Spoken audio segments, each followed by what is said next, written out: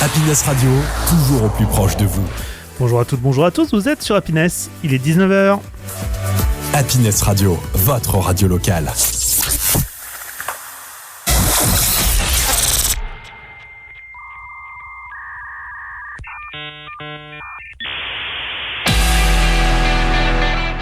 L'actu jeux vidéo, séries, comics et mangas, c'est dans l'Antre du Geek, avec Damien et toute son équipe, sur Happiness. Bonsoir à toutes, bonsoir à tous et bienvenue dans ce dernier épisode de l'Antre du Geek pour 2025 puisque bien évidemment on approche des fêtes de Noël et on va avoir une petite pause bien méritée, tout comme nos amis de Quoi de Neuf Amiens qu'on a eu juste avant et qu'on salue comme chaque semaine. Et j'ai avec moi mon équipe avec notamment Horta. Horta, bonsoir. Salut, bonsoir. Sabrina, bonsoir. Bonsoir à tous. Et Benoît, bonsoir. Bonsoir. Alors, cette semaine, une émission particulière, puisqu'on reviendra bien évidemment sur l'événement du monde geek, à savoir les Game Awards, qui ont eu lieu le jeudi 11 décembre dernier. Et bien évidemment, on va parler de tout ce qui s'est passé, le palmarès, les annonces, autant vous dire qu'il y a de quoi faire. On aura ensuite Benoît qui nous parlera d'un petit jeu qu'il a testé. Benoît. Ah ouais, et ce coup-ci, on va aller sur un petit party game tout réjouissant. Un party game, c'est génial ça pour les fêtes, justement. Je pense que ça peut sauver des soirées en famille. on voit celui qui a de l'expérience. On reviendra également sur toute l'actu ciné, séries et jeux de société de la semaine. Et c'est parti, on est ensemble jusqu'à 21h pour l'Antre du Geek. L'Antre du Geek, sur Happiness. Et bien évidemment, on commence cette review des Game Awards avec l'événement, la consécration, le pari que j'avais fait et qui est bien évidemment gagnant. And the Game of the Year is... mon ami Clair Obscur, Expédition 33. C'est donc bien le jeu de Saintfall, le jeu français Clair Obscur Expédition 33 qui, sans surprise on va être honnête, a gagné le titre de Game of the Year, mais il n'a pas gagné que ça, notamment il a remporté 9 statuettes. Donc il y a eu bien évidemment le jeu de l'année, mais aussi la meilleure réalisation, meilleure narration, meilleure direction artistique, meilleure performance scénique avec notamment Jennifer English, également meilleur jeu indépendant, meilleur premier jeu indépendant. Autant dire c'est une consécration, c'est un raz-de-marée, à un tel point que tout le monde parle maintenant du jeu vidéo français dans le monde entier. Et ça voilà, on va être honnête, déjà c'est bien, ça met l'accent sur la France et les connaissances, enfin les capacités créatrices de la France. Ça montre que, bah oui, nous autres Frenchies, on est capable de bien faire. Oui, précisons aussi que c'est un record dans l'histoire des Game Awards. Enfin, c'est pas si vieux, les Game Awards, c'est 2014, mais donc jamais un titre n'avait remporté autant de récompenses, ni autant de nominations. D'autant plus que c'était quand même pour un jeu indépendant. D'habitude, c'est toujours un jeu d'une grosse société, d'un gros studio qui gagne. Non ?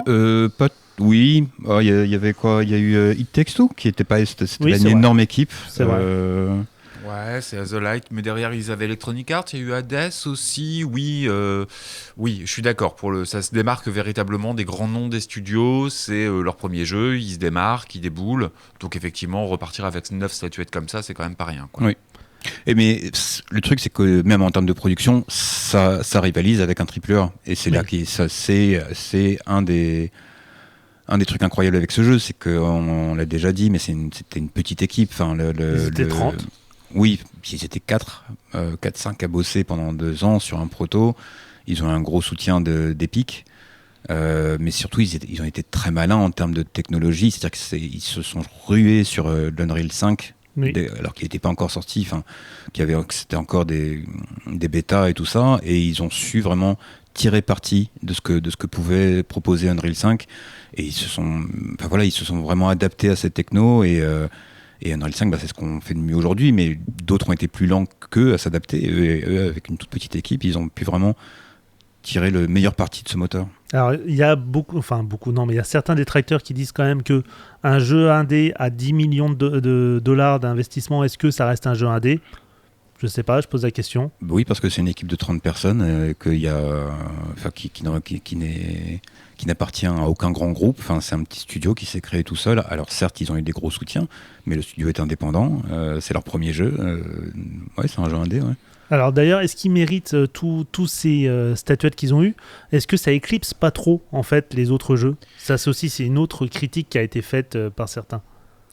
Bah écoute, à la fois c'est pas immérité, c'est plutôt juste. Là où effectivement, et moi aussi j'en fais partie, je suis peut-être un petit peu chafouin à l'idée qu'ils aient et meilleur jeu indépendant et meilleur premier jeu indépendant, alors qu'ils sont aussi GOTY, ce qui était attendu, qui finit par éclipser toutes les propositions un petit peu singulières qui pouvaient se nicher à côté. Je persiste, c'est une année avec énormément de suites de franchises. Clair Obscur se distinguait nettement là-dessus, mais Hades 2, Silksong qui vient après Hollow Knight, Kingdom Come, Ghost of Yotei, Death Stranding 2. Après, derrière, on a des jeux à licence type Donkey. Donc finalement, c'était peut-être la vraie singularité de Clair Obscur, c'est de se démarquer de ça.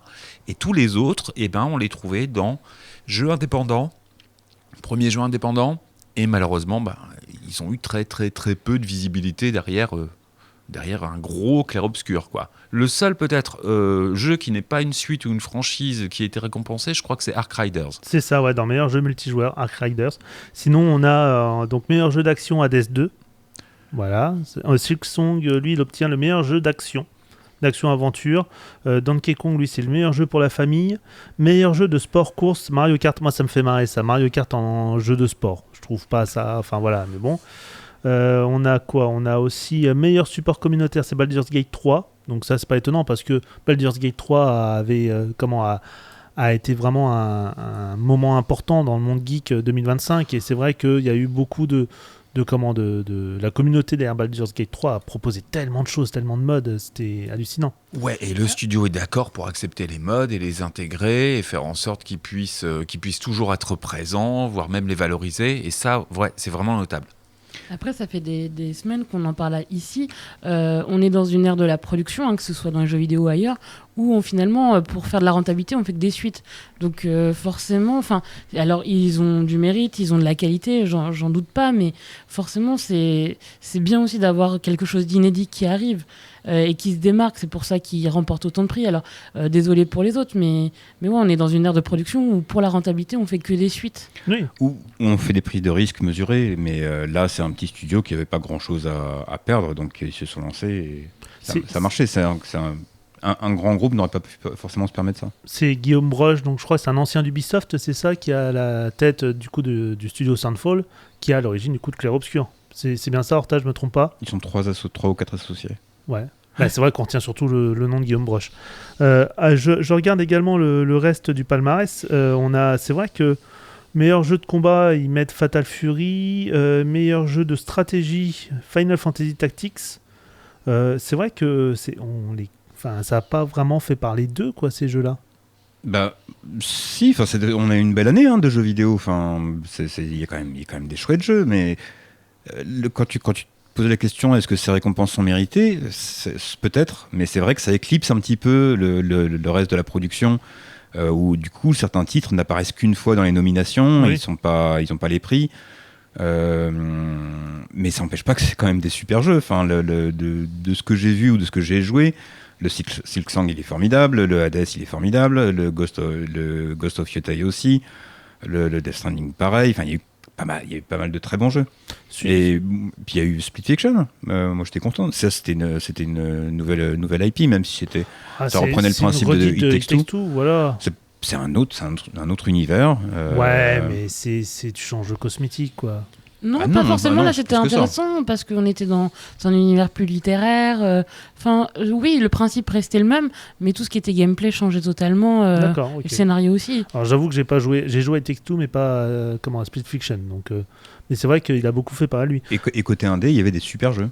Tous les nominés aux indés, ils sont top. Moi, je suis content de voir Blueprint, qui était quand même une grosse tuerie à laquelle j'ai joué en début d'année. Et il y a une catégorie qui est intéressante aussi, c'est celle du maintien, du développement du jeu. Du jeu en évolution, c'est ça ? Voilà, et c'est No Man's Sky.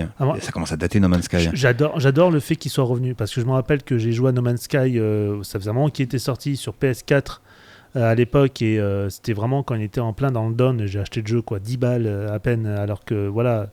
Et il a repris ils ont tout changé sur No Man's Sky, et c'est ouf.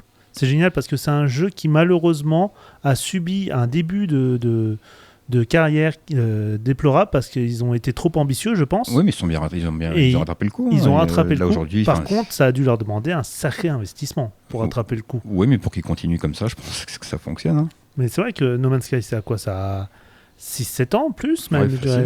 facile. Ouais. Facile, hein, c'est impressionnant. On a quoi d'autre Doom qui revient en meilleure innovation en accessibilité. Ça, c'est bien qu'il y a un prix là-dessus sur l'accessibilité. Meilleur design audio Battlefield 6. Ouais, bon, bah voilà, c'est un Battlefield. Hein, on va pas. Je suis désolé, hein, mais tout ce qui est Battlefield, Call of. C'est un peu toujours pareil. Tu me regardes, Benoît, d'un air amusé, non? C'est pas... Ouais, je suis assez d'accord. Après, sur le design sonore, oui, bon, pourquoi pas. Allez, voilà. Ouais. Pour le coup, design sonore, peut-être que Clair Obscur aurait pu l'avoir, celui-là, je me dis, mais bon. Parce que la bande-annonce de la BA de Clair Obscur, la bande originale, BO, en plus, pourquoi je dis BA? La BO de Clair Obscur est juste magique, en fait. Et alors, attends, mais Clair Obscur, c'est meilleure musique aussi. Ah, meilleure musique. Oui, ah, meilleure musique. Pardon, c'est vrai que je confonds. Voilà, audio design. Donc, c'est quoi la différence entre meilleur design audio et C'est les sons des balles et des fusils à pompe quand tu tires. C'est pas la musique, c'est autre chose. Sérieux, c'est ça? Oui. Ah ouais, c'est alors que impressionnant. la musique, c'est un élément fondamental, par Oui, exemple, bah, dans un bien jeu sûr. tel que Hades 2. Oui, mais le bruit des balles et du fusil à pompe, c'est important aussi quand tu fais Battlefield. Ouais, mais celui-là, je le passe pas de récompense avec Clair Obscur par rapport à Hades 2. Mais c'est pas grave. Donc C'est pas voilà, grave. c'était le palmarès des Game Awards. On reste toujours avec les Game Awards puisqu'on revient dans quelques instants pour parler de toutes les annonces jeux vidéo. Et autant vous dire que Benoît qui s'est tapé les 3 heures de visionnage, eh ben il en a vu des annonces. On se retrouve tout de suite après ça. C'est l'Antre du Geek sur Happiness. Toujours ensemble dans l'Entre du Geek jusqu'à 21h pour cette dernière émission de 2025.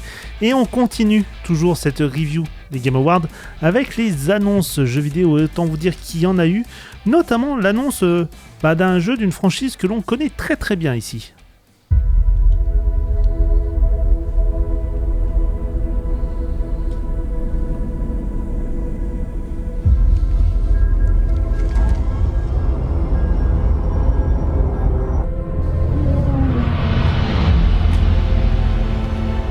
Des vaisseaux spatiaux, des sabres laser, des Stormtroopers. Vous aurez bien évidemment reconnu Star Wars et le trailer de ce Fate of the Old Republic.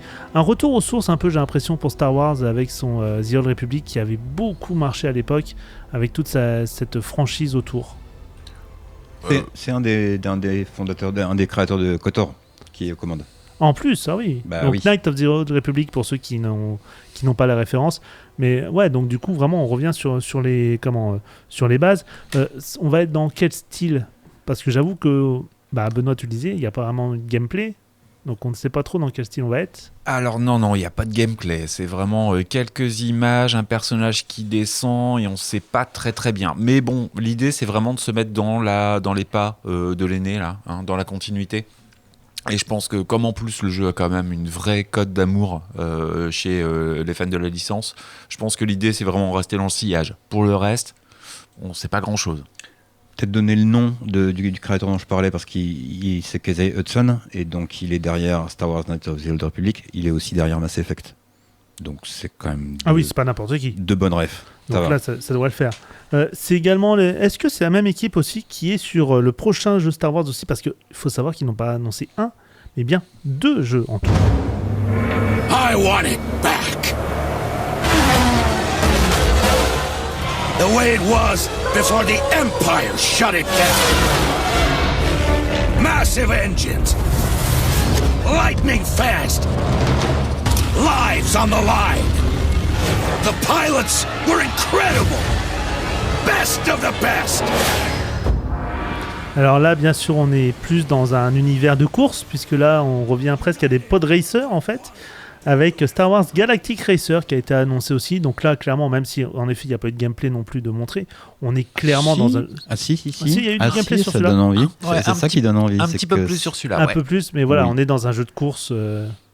Et c'est pas la même équipe. Donc là, mais là, pour le coup, il y a aussi du pédigré, c'est que c'est les anciens développeurs de Burnout pour les anciens ouais. et de Need for Speed. Et je trouve que ça se Burnout, Star Wars, Pod Racer, ça va très bien ensemble. Et je sais plus le nom de ce jeu en fait. On avait déjà eu un jeu de course avec des pods. qui avait vachement bien marché. Sur Nintendo 64. C'est vieux, ouais, c'est très Bah, très pas vieux. dresseur. Ouais, et c'était vachement bien. Et je trouve Oui, qu'avec oui. les technologies qu'on a aujourd'hui, bah, ça méritait carrément qu'on s'y intéresse de près. Et là, le rendu, enfin, ce qu'on a vu, c'est du gameplay, hein, et ça donne vachement envie. Ah, j'avais pas Ouais. tilté que c'était du gameplay, donc tant mieux. Ouais, et c'est vif nerveux. Alors sur les dates de sortie, ça va être toujours un peu compliqué, hein, parce que Ouais. ça fait beaucoup. Donc Galactic Racer, c'est 2026, donc ça c'est plutôt pas mal. Pour Fate of the Old Republic, aucune date d'annoncée de mémoire. Et à mon avis, là, on est sur au moins 2027. Alors, autre franchise également qui a annoncé 2 jeux, c'est bien évidemment Tomb Raider. The entire world knows your legend. You survived the Dragon's Triangle. Avec ce Tomb Raider Catalyst qui a été annoncé par le studio Amazon Game, si je me trompe pas. Alors, c'est d'abord le Legacy of Atlantis qui sort Alors, il y en en a 2026. deux. En fait, c'est parce que voilà, on a le Catalyst qui est le nouveau jeu. Et en effet, il y a, comme tu le dis, Sabrina, le Legacy of Atlantis, en fait, It's been years. qui celui-là reprend carrément en fait la première aventure de Lara Croft. C'est presque un remaster un peu plus poussé, Bah, en j'ai fait, envie je de dire. pense que c'est pour les 30 ans en fait, de la franchise, parce que le premier jeu est sorti en 96, donc on sera dans les 30 ans l'année prochaine, au moment de la sortie, d'où la revisite, je pense, des origines de l'héroïne vidéoludique. Mais là, pareil, hein, les designs ont l'air sympas. Je pense que niveau graphisme, ça va donner. Il y aura peut-être de quoi faire. Oui, Ah. je sais pas si ça va suivre au niveau du gameplay. Enfin, parce que là aujourd'hui, quand tu joues au premier Tomb Raider, c'est quand même très très daté. Ah Et, bah oui, oui. Donc il y a des gimmicks, genre elle fait les mêmes acrobaties quand elle attrape une bordure, elle fait son petit saut de main, se retrouver en équilibre, c'est rigolo. On en parle du fait de quand tu tournes, t'as l'impression de conduire un 36 tonnes. Oui, Non, c'est mais il y a ça, un truc qui m'a un peu gêné, c'est que j'ai trouvé l'héroïne dans les deux trailers, j'ai trouvé l'héroïne un peu trop sexy, un peu trop propre. J'aimais bien le reboot le reboot de Tomb Raider d'il y a Ouais, ça il y a faisait, 6 ans. ça faisait plus naturel. Elle était sale, elle était à moitié en train de crever, en train de survivre, c'était dégueu. Là, elle a pas une tache sur elle. Elle a une combi bien moulante, une poitrine généreuse. Non, on revient sur les mauvaises habitudes, je sais pas, c'est peut-être le signe d'une époque. peut-être. Mais voilà. D'autres jeux également qui t'ont... Benoît, toi, tu nous as parlé d'un jeu aussi qui t'a plu. Ouais, moi il y a essentiellement 3 petits jeux qui m'ont sauté aux yeux. Plutôt tendance Mimi dans un festival de bande-annonce, c'est quand même dark, sombre, viril. Il y avait des choses qui m'avaient surprise. Donc par exemple Orbital qui est attendu pour 2026 et qui se révélera être une exclue Nintendo 2. Et je crois que c'est sa bande-annonce qui m'a séduit.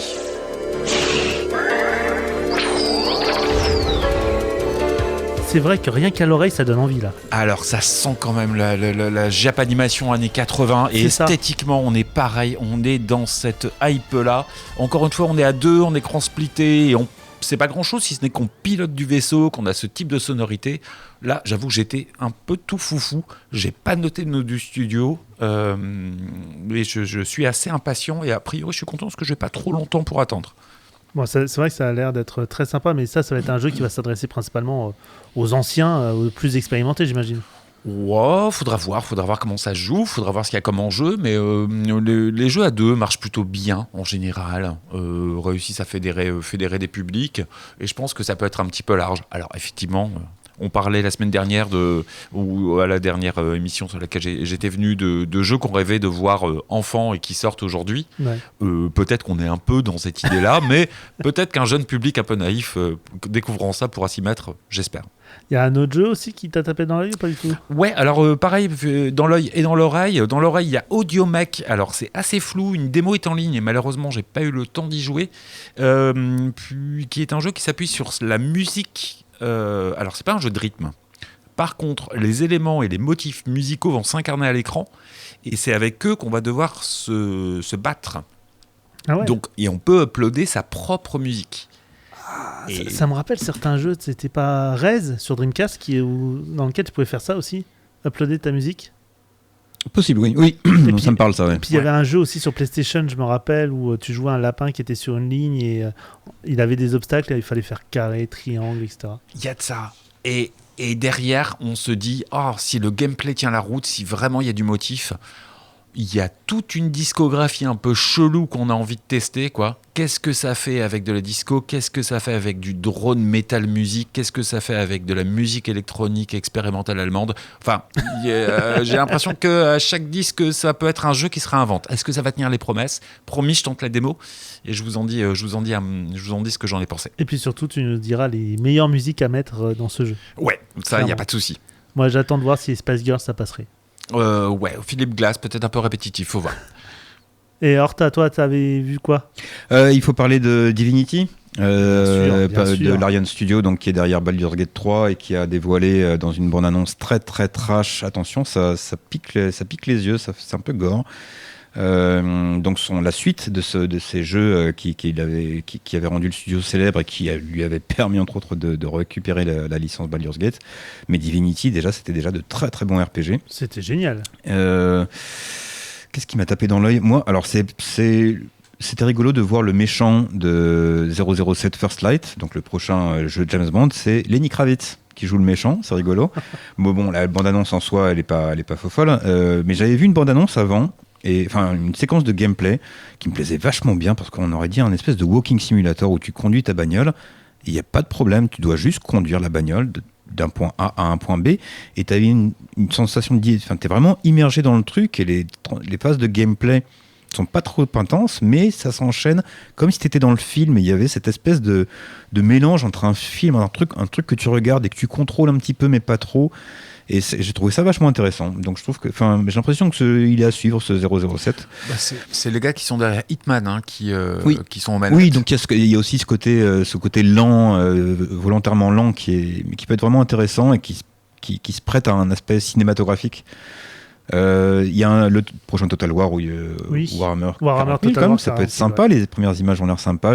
On a vu du gameplay pour Phantom Blade 0, où c'est de la baston, et ça rend plutôt bien. J'aimerais bien voir la suite de Returnal, mais j'aimerais bien déjà jouer à Returnal, qui est un roguelike FPS auquel j'espère jouer un de ces jours. Et puis il y a Out of Worlds chez les indés, avec une direction artistique très particulière, dans un style marionnette. C'est une espèce de stop motion marionnette qui a l'air très jolie, et c'est du coop, donc à suivre aussi. Voilà, j'aime bien cette petite tendance sur les jeux coop familiaux avec une belle direction artistique. Alors j'avoue que pour ma part, faut bien que je fasse fanboy, fanservice à mort. J'ai tiqué moi sur Invincible VS, le prochain jeu dans l'univers d'Invincible.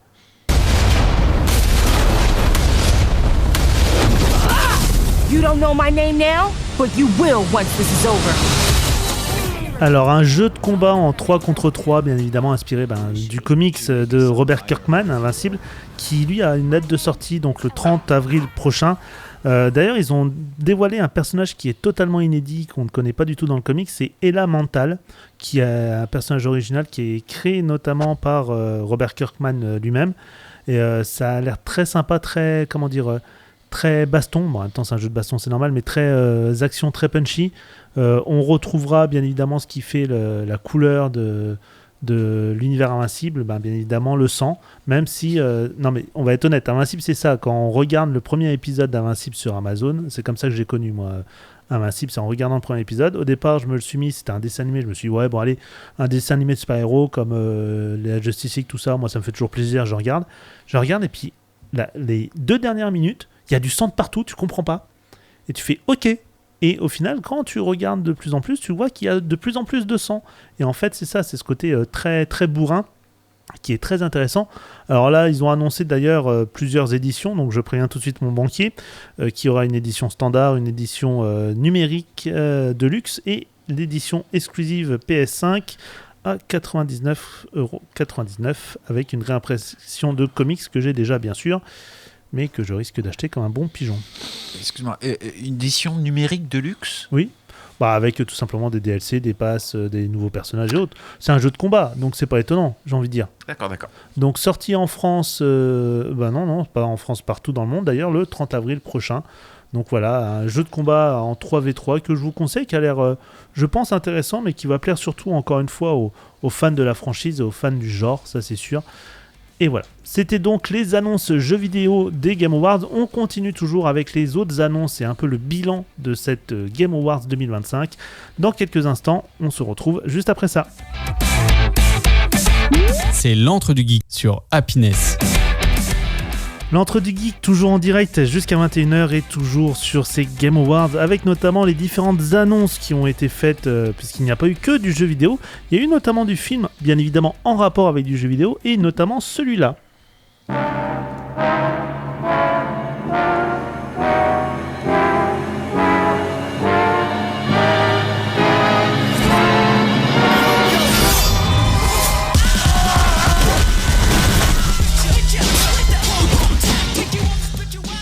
Un film bien évidemment très très bourrin, très baston, puisque c'est bien évidemment Street Fighter qui a été annoncé pour 2026. Un film avec beaucoup de monde d'ailleurs. Faudrait que je reprenne. J'ai perdu ma fiche sur Street Fighter, donc je ne sais pas si vous les garçons vous avez pu... Que dalle. J'ai vu la bande-annonce. Wow, oui, ça se regardera à la télé. Non. Attendez, allez-y, je vais retrouver ma fiche. À la télé tard, avec des cacahuètes, ouais, et de l'alcool forcément, je pense, sinon ça va être dur d'arriver au bout. C'est ça, il y a Jason Momoa, Roman Reigns, qui est un catcheur très très connu. Il y a Noah Centineo qui va jouer Ken. Il y aura... Chun-Li, ce sera Kalina Liang. Il y a Jean-Claude Van Damme. Il y a Jean-Claude Van Damme, sérieux? Ouais, j'ai vu ça, je viens de voir ça. Il y a Jean-Claude Van Damme qui revient. Pour le colonel William F. Oh, génial. Dommage. Alors, caméo, hein. Oui, donc, bien évidemment, c'est un caméo, mais Jean-Claude Van Damme ne reviendra pas en Guile, ce qui est dommage parce qu'il était fantastique dans le premier Street Fighter. C'est son caméo, c'est le même personnage, Guile. C'est le colonel F. Attends, comment il s'appelle? Guy. Ah, c'est lui. Ok, d'accord. C'est son caméo en fait. Mais c'est génial. Enfin, un petit coucou. C'est génial, franchement, j'adore. Blanca sera, c'est Blanca qui est jouée par Jason Momoa. Balrog sera Curtis Jackson.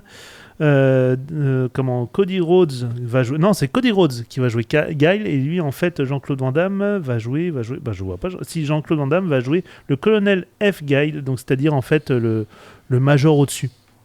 Il va reprendre le rôle au-dessus. Mais oui, Cody Rhodes, pareil, qui est un grand catcheur. Clairement, c'est un film d'action pur et dur. Hein. Oui, le réalisateur Kitao Sakurai n'est pas connu du tout. Il a fait Bad Trip en 2021. Je ne connais pas ce film. Mais bon, il n'y a pas de ref, donc ça peut être bien peut-être, je sais pas. Sortie prévue le 16 octobre 2026 aux États-Unis et le 14 octobre 2026 en France. Moi perso, alors je pense que j'irai le voir pour le fun.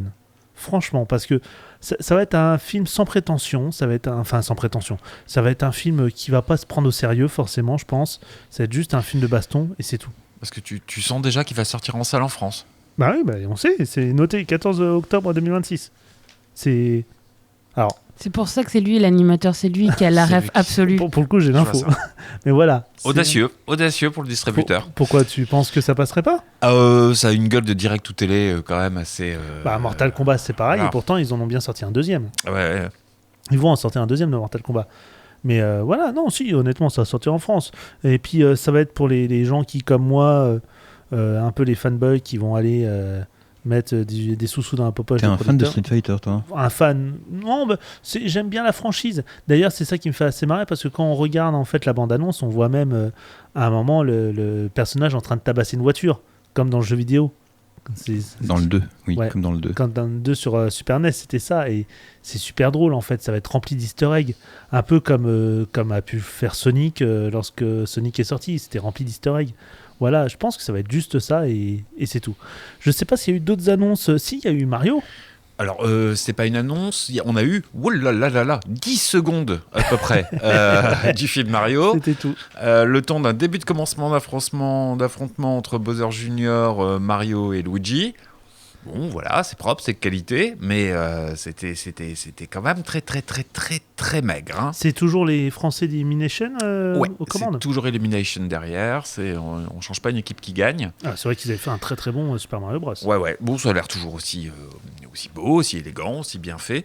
Bon, voilà, on n'en saura pas beaucoup plus, quoi. Mais j'ai l'impression que ça va être rempli aussi d'easter eggs, parce que là, on voit Luigi faire son coup Alors, c'est un de ses coups dans Super Smash Bros. Donc je pense que ça va être à nouveau rempli d'easter eggs. Ouais, le premier, il était aussi. Il y avait Mario Kart. Très fan service aussi.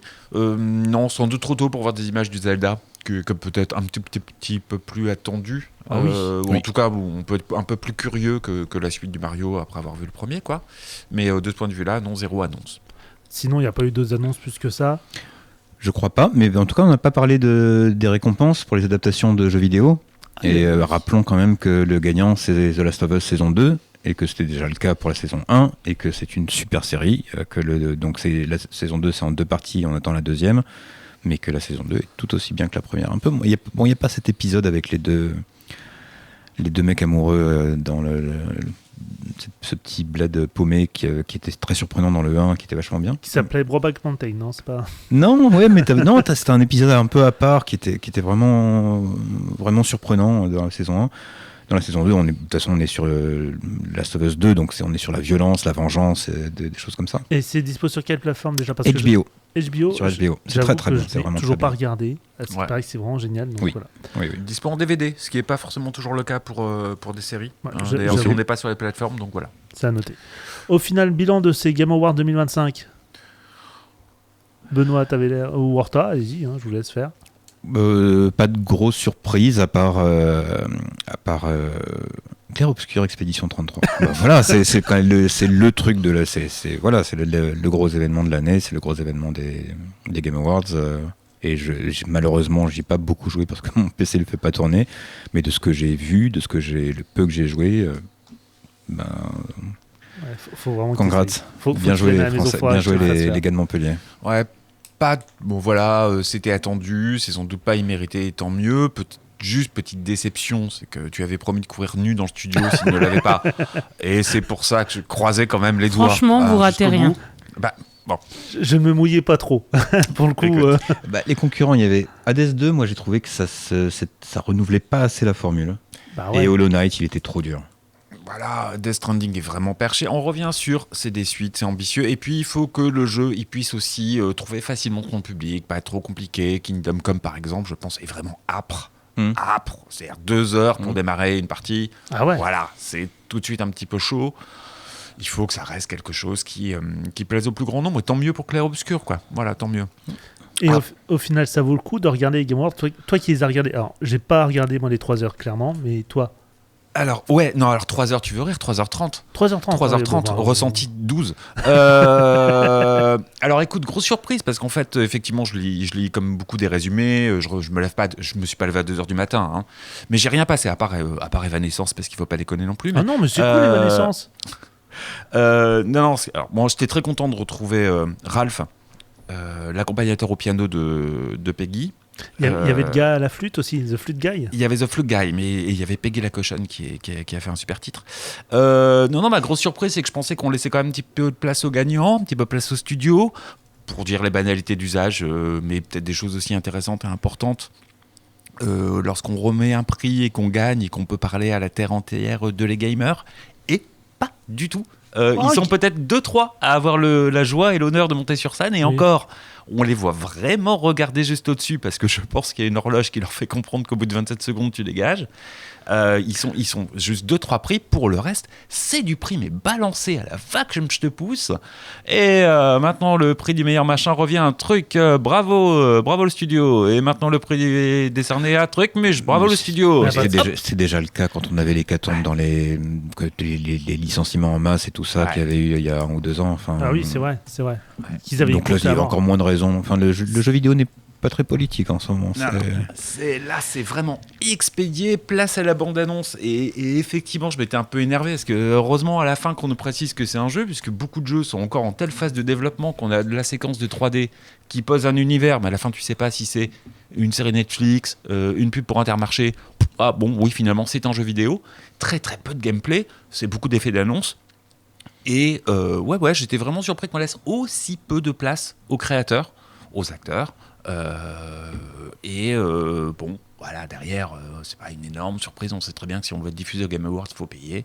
Ça reste. Oui, si on veut être bien placé, ça se rémunère. Donc, c'est vraiment une opération marketing, déguisée en cérémonie de prix. je croyais que c'était un truc sincère. Enfin, j'allais dire comme les Césars. Sincère. Non. Il est mignon. Il est mignon. Je crois en l'esprit de Noël, pardon. Au niveau des prix, oui, je veux bien croire, quand bien même, je sais pas qui vote d'ailleurs. Je crois qu'il y a un jury, il y a le prix du public. C'est que des pros, hein. Je sais il y a un plus. prix du public, Il y a peut-être, le un truc prix comme du ça, public, mais je c'est ne que sais des plus pros. qui c'est qui l'a eu, le prix du public, mais je crois que c'est Clair Obscur aussi. Mais c'est comme le Festival de Cannes, c'est que des pros Ouais, hein, c'est qui ça. votent, Voilà. qui votent entre eux. Le prix du public, non. Alors, il y a un prix du public qui est donné, mais alors qu'il a été sur quelque chose comme air doublage, Je sais plus. voice acting, je crois. Ouais. Bon, après, il faut vraiment prendre ça avec des pincettes. C'est pas non plus la seule cérémonie jeux vidéo. Il y a les BAFTA qui ont été annoncés, Clair Obscur qui remporte. Ouais. Je me demande vraiment qui va gagner les Pégases, le prix du jeu vidéo français. Voilà. Ouais, mais par contre, tu vois, pour le coup, les Game Awards, je trouve que ça a plus de rayonnement que les autres parce que il y a le GOTY, quoi, il y a le Game of the Year. Qui est quand même ils ont tous le jeu de l'année. Enfin, Non, les BAFTA aussi, ils ont un jeu de l'année. Ouais, mais j'estime que les Game Awards, c'est un peu comme les Oscars du monde du jeu vidéo. C'est la cérémonie la plus visible. Voilà, là où les BAFTA, ça va être plus d'un point de vue, je sais pas, les Césars ou un truc comme ça, ce serait plus... Le rayonnement est pas le même. Oh, le mépris. Alors, les Oscars, c'est américain, les Césars, c'est français. Ouais, mais je suis désolé, tu gagnes un Oscar, c'est pas pareil que quand tu gagnes un César. Même si c'est déjà très très bien de gagner un César. Oui. Mais si tu gagnes un Oscar en plus derrière, tu passes à un niveau au-dessus. Mhm. Là, je trouve que c'est un peu ça, en fait, avec les Game Awards et les autres. Oui, de toute façon, c'est souvent les mêmes jeux. Hein. Oui, clairement. Et puis bon, je pense que par contre, on aura une belle hausse aussi des ventes de marinières à l'international. Ah et ça, oui. je pense que c'est une bonne chose. Ça c'est clair que... ça, d'ailleurs, je trouve ça très très bien qu'ils aient fait ce petit clin d'œil pour montrer, en fait, la beauté de la France. C'est bien. Oui, on porte tous des marinières, c'est bien connu. C'est ça, et des bérets, avec des baguettes sous le bras, bien évidemment. C'était donc les Game Awards 2025, et on continue dans quelques instants. C'est l'antre du geek sur Happiness. Toujours ensemble sur Happiness jusqu'à 21h, il est temps maintenant de passer au jeu de vidéo que notre ami Benoît a testé pour nous et qui lui a fait beaucoup de plaisir. Et je parle bien sûr de... d'ailleurs, je n'ai même pas le nom de ton jeu.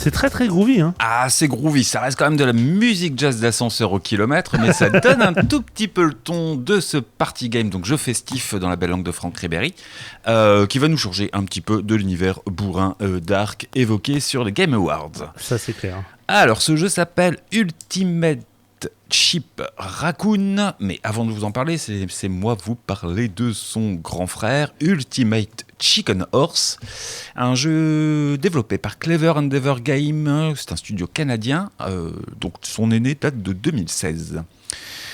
Début du jeu, chacun choisit son petit animal dans un look déglingue, qui le poulet, qui le mouton, qui le cheval, qui le raton laveur, si je ne l'ai pas pris avant, parce que c'est mon perso, le raton laveur. On choisit l'univers dans lequel on va se mettre, prenons le premier, par exemple la ferme.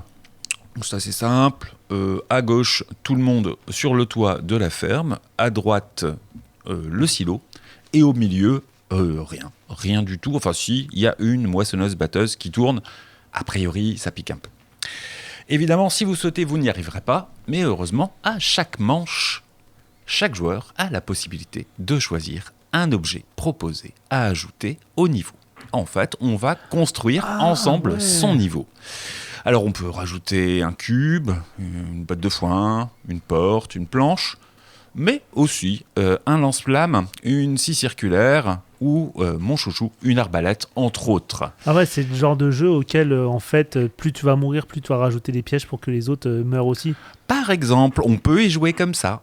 Si vous parvenez à l'objectif, vous gagnez des points. Si vous êtes le premier à y parvenir, vous gagnez des points. Si un de vos pièges réussit à faire périr un de vos comparses, vous gagnez aussi des points. C'est sans doute un des seuls jeux aussi où on peut gagner des points avec une victoire post-mortem, ce qui m'est déjà arrivé. Suffit de se prendre une flèche dans le bidou, de rebondir sur un trampoline, d'atterrir sur un camion qui vous envoie dans un portail temporel et, malgré tout, votre cadavre réussit à atteindre l'objectif. C'est génial, j'adore ces jeux comme ça. Donc première manche, 4 objets si on est 4 joueurs. Deuxième manche, 8 objets. Et très vite, on comprend dès la troisième manche, à partir des 12 objets qui sont sur l'écran, que ça va très vite devenir un bordel intégral. Ce qui est le cas.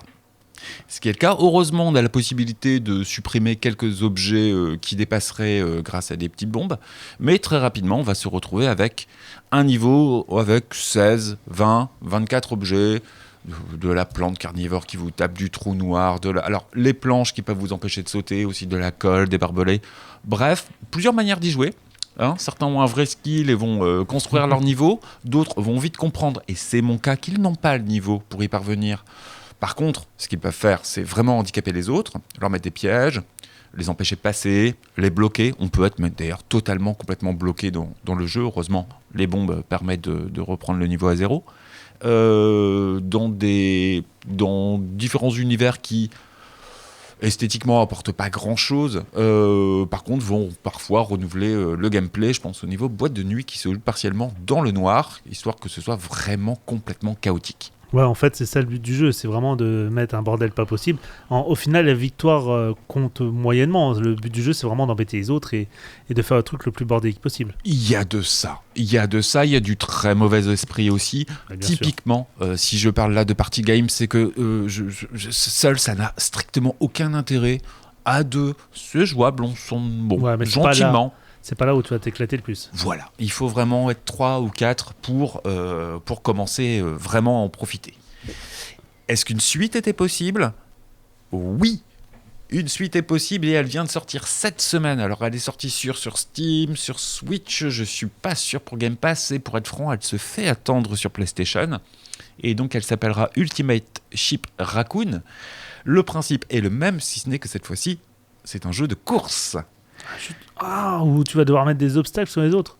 On peut rajouter différents obstacles et différents items sur le parcours pour aller plus vite, pour freiner les autres. C'est de la course à vélo, à mobilette, et histoire que ce soit...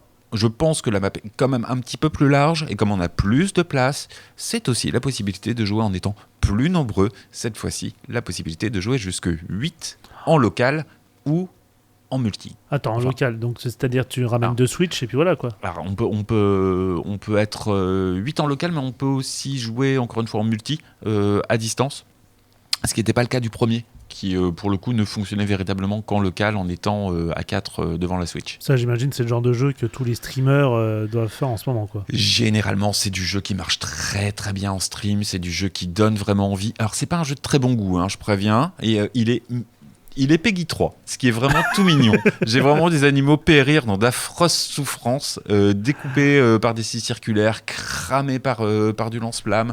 Enfin, j'en passe. Donc il est pas Peggy 3 aussi ? Et il est Peggy 3. Parce que c'est mignon. Alors que Balatro était 18. Ok, super. Ouais, mais Balatro, c'est le côté, c'est le côté jeu d'argent. Je peux comprendre. Balatro est revenu Peggy 12. T'étais scandalisé à l'époque. Elle est revenue Peggy 12. Ouais, Peggy 2, Balatro a gagné. Balatro est redevenu Peggy 12, fort heureusement. Non, violence légère dans un univers humoristique. Pas de souci, encore une fois, mon cadavre a gagné avec une flèche dans le bide.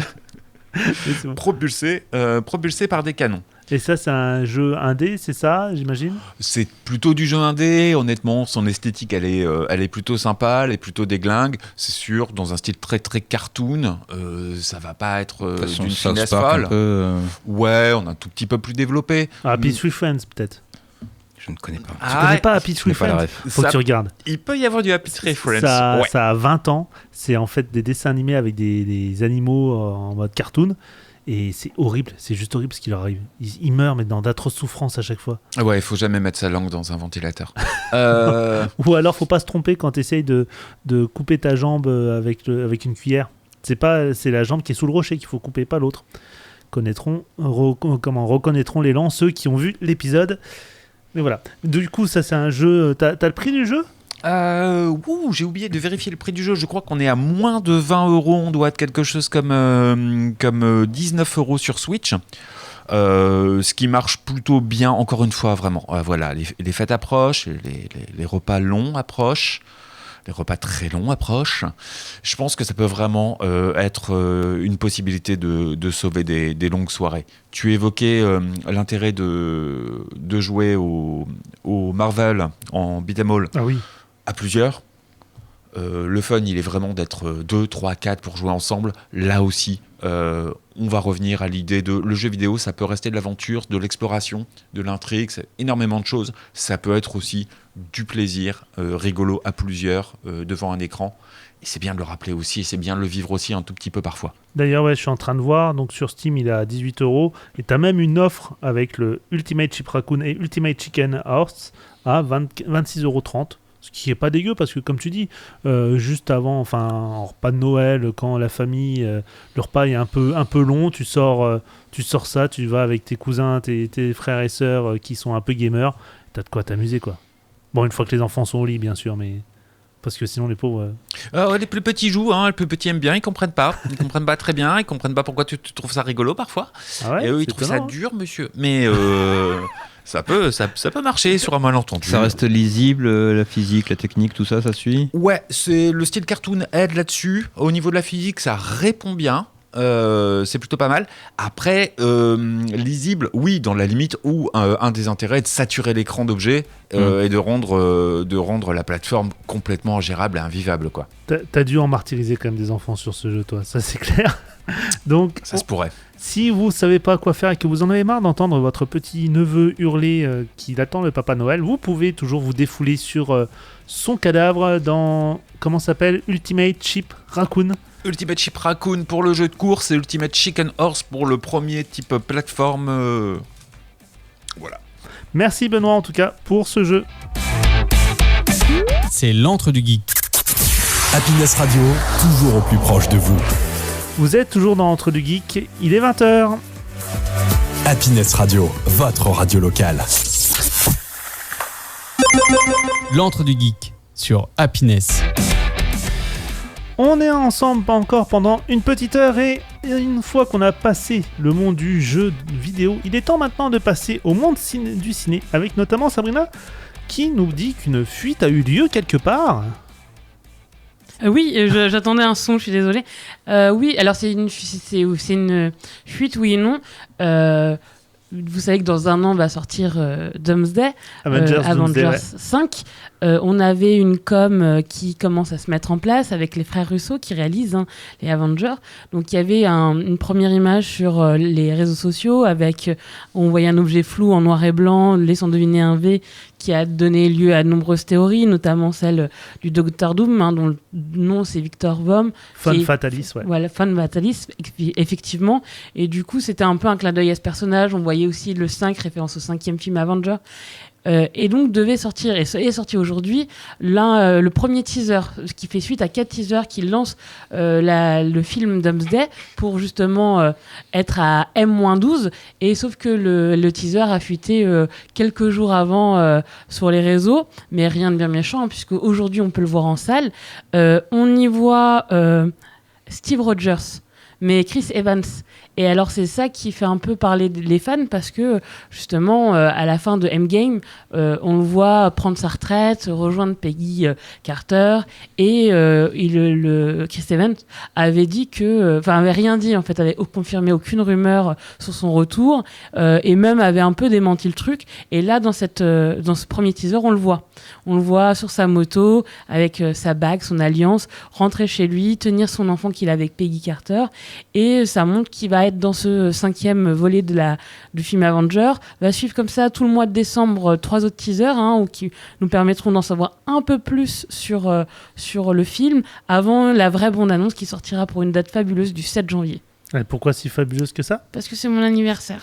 Alors c'est vrai que c'est des teasers, c'est pas mal l'idée du teaser en fait qui lance juste avant Avatar 3 justement. Exactement, c'était l'idée en fait avant les grosses sorties films d'avoir le teaser. Voilà, donc c'est un peu le leak qui n'en est pas vraiment, mais bon. En attendant, j'ai passé la journée à chercher ce teaser, je ne l'ai pas trouvé. c'est dingue. Tu cherches mal. Ouais, je Mais en cherche fait, c'est mal, surtout peut-être. parce que c'est une promo qui se veut avant tout ciné. Et en fait, les informations qu'on a, c'est des grands fans ou des blogueurs spécialisés C'est ça. qui sont allés au cinéma, juste pour voir une minute de teaser, en fait. Mais en attendant. Après, C'est ça la réalité, en il y a fait. des mecs Nos qui informations, sont c'est dingues. ça. Mais après, on se retrouve quand même avec le retour de Robert Downey Jr., le retour de Chris Evans. Donc Voilà, oui, on sent finalement, que- ils avaient tous pris la retraite et puis ils reviennent tous. Sous dans la popoche, c'est devenu l'expression de l'entre du geek, mais c'est une réalité. Hein. Clairement, il y a ça. On continue toujours les sorties ciné et notamment les teasers, mais cette fois, on va passer chez la concurrence.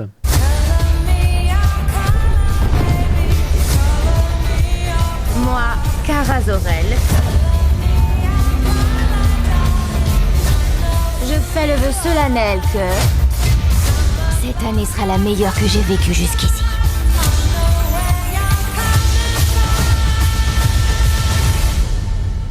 Et soyons honnêtes, mon loulou, vu toutes celles qu'il y a eu avant, ce sera pas très dur. Donc, le teaser de Supergirl. Alors après avoir eu la grande annonce Marvel, on passe chez DC. Hein. On a un renouveau de la filmographie. Hein, parce que après Jack Snyder, c'est James Gunn qui reprend. Alors on fait suite peut-être à la scène post-générique de Superman où on voyait Supergirl ivre, ce qui est déjà surprenant. Puis on avait un film qui lançait une touche un peu humoristique. Enfin, on sortait un peu du côté un peu dark qu'aimait bien initier Jack Snyder. Là, Zack Snyder. Oui, désolé. On ne médit pas sur Zack Snyder, le dieu de tous les dieux. J'ai bien compris que c'était super, un film de 3 heures. On voyait vraiment tous les super-héros à minuit. C'est super de le voir. Merci Damien. Sinon, plus sérieusement. Et donc, on retrouve un peu cet humour qui laisse un peu, je pense, les fans comme toi, Damien ou Rodrigue, hein, un peu dubitatifs. Est-ce qu'on a bien aimé? Est-ce qu'on n'aime pas? Est-ce qu'on a peur de la suite ou pas? En fait, là, c'est particulier parce qu'ici, on se retrouve avec un teaser qui montre une Supergirl qui ne sera pas forcément sur Terre.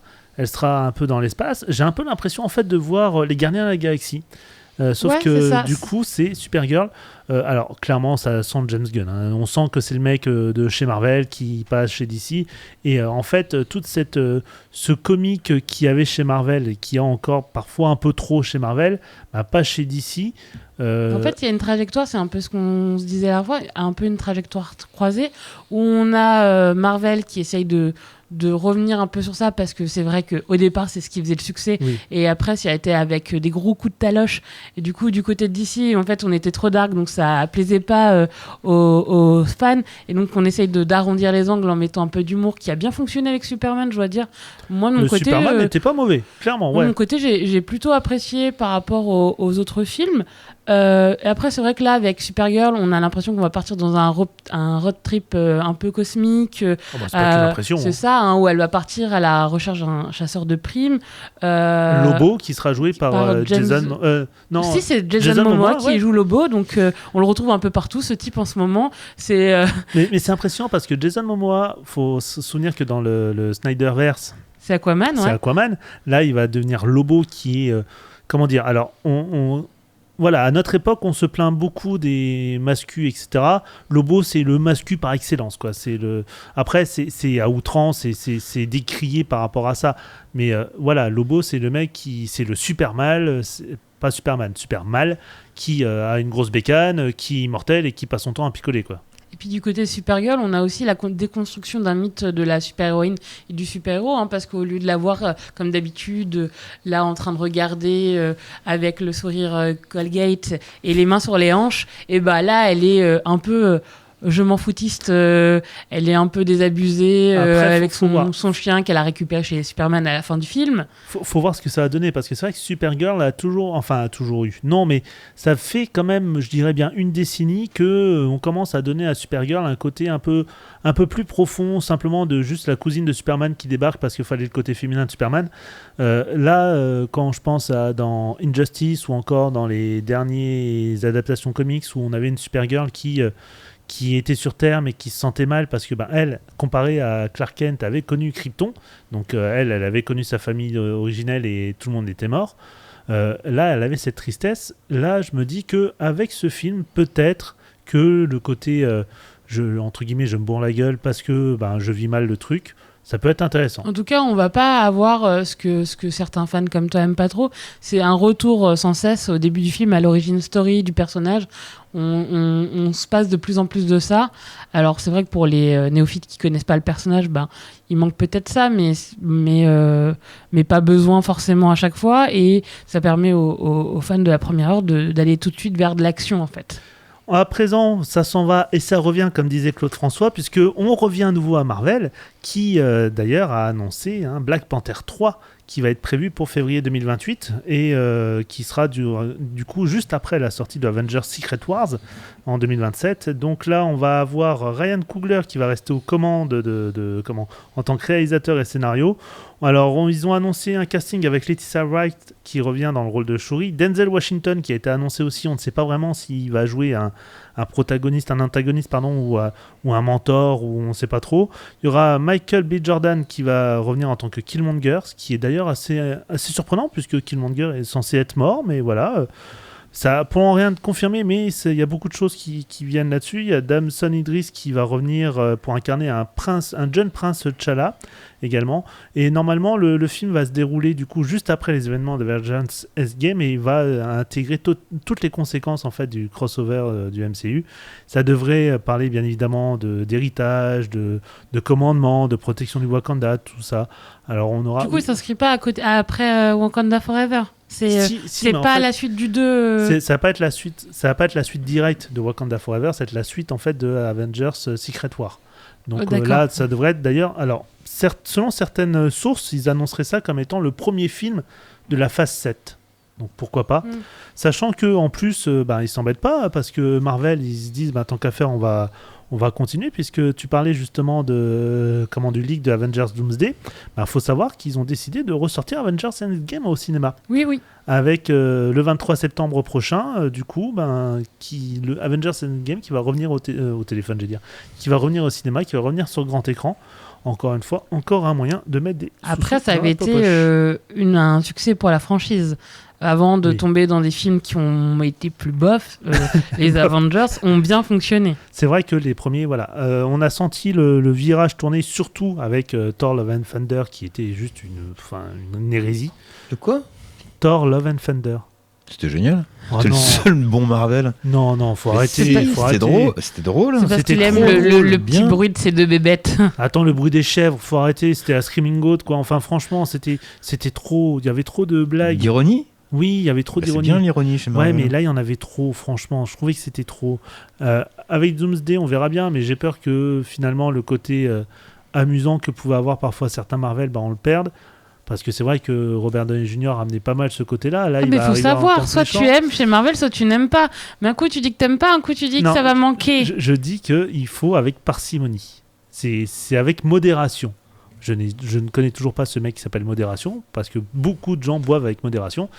Et voilà. Ok, merci Damien. À présent, on continue toujours les sorties ciné avec un film d'un réalisateur très très très connu. Oui. Si tu découvrais que nous ne sommes pas seuls, si quelqu'un te le montrait, te le prouvait, ça te ferait peur ? Ça va être la journée de la divulgation, c'est le nom du film français. En fait, en anglais, c'est Disclosure Day. C'est ça. C'est le prochain Spielberg qui sortira au printemps. Il a été il a lancé sa bande-annonce il y a quelques jours. Il a été très discret, il a un peu communiqué en laissant le mystère. Il y avait quelques affiches qui étaient sur Times Square à Los Angeles, comme ça, où on nous mettait le message « Tout sera révélé » et tout nous a été révélé. Donc on part du principe que si le monde découvrait que les aliens étaient déguisés en humains, et donc, ce fameux jour de la divulgation, la vraie nature de certains, justement, extraterrestres nous est dévoilée à travers notamment Emily Blunt, qui est une Miss Météo, qui va se mettre à avoir un problème de corde vocale et qui va se mettre à parler dans une langue qui va trahir un peu son origine extraterrestre devant des millions de spectateurs. Et donc, on va avoir comme ça quelques protagonistes qui vont, en fait... dévoiler leur identité.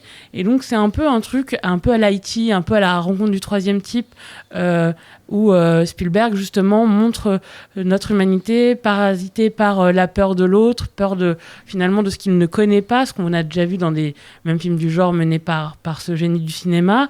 Donc c'est le 10 juin 2026, la sortie. L'image s'annonce très belle. On a aussi la 30e collaboration entre Spielberg et John Williams derrière la musique. Ouais. Donc c'est pas rien. Voilà, ça s'annonce être du beau cinéma. Donc j'attends de voir, je suis curieuse. On a aussi un beau casting, j'avais annoncé Emily Blunt, il y a Colin Firth aussi qui joue, donc c'est pas rien, moi j'aime beaucoup ce monsieur. En parlant de belle musique, Sabrina, si je mets ça, tu vas reconnaître normalement.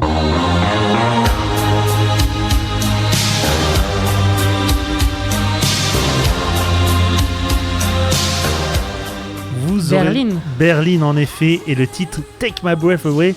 Et si je mets ça, c'est pas pour rien, parce qu'en fait, il faut savoir que Paramount vient de confirmer que le premier Top Gun va ressortir au cinéma pour ses 40 ans, pour ce qu'ils appellent le Top Gun 50... Oula, j'ai mon anglais qui bug. Top Gun 50th Anniversary, qui ressortira du coup le 13 mai 2026, une date proche en fait de la sortie originale qui était le 16 mai 86 aux États-Unis. Ça ne nous rajeunit pas, clairement. Donc en France, normalement, on devrait l'avoir en septembre pour le retour des exploits de... j'ai totalement perdu. Je me suis totalement planté. Mais bref, dans tous les cas, Top Gun revient. Et ça, j'ai envie de dire, c'est beau, rien que pour le tri.